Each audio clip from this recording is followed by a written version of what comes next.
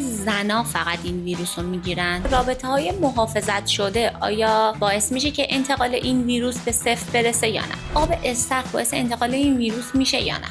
یعنی هر ویروسی برای بقای خودش باید وارد یک بدن زنده بشه. آب استخر که موجود زنده نیست و اینکه با کلوری که داره، با اون همه موادی که داخل آب وجود داره، به هیچ عنوان نمیتونه ویروس پایدار باشه داخل اون. واکسن میتونه جلوی این بیماری رو بگیره یا اینکه اصلا درمان داره یا نه؟ ریسک احتمال انتقال این ویروس رو کمتر میکنه، ولی اینکه بگیم 100% یا حتی 90% قابل انتقال نیست، نه.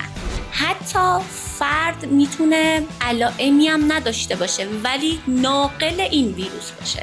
ممکنه ما الان مبتلا به این ویروس بشیم، 3 سال بعد، 2 سال بعد تازه علائمش یا مثلا توی آزمایشات ما بخواد خودشو نشون بده. در حدود 90% مواقع سیستم ایمنی بدن میتونه جلوی این ویروس رو بگیره، اما نادیده گرفتن این ویروس اصلا انتخاب هوشمندانه نیست.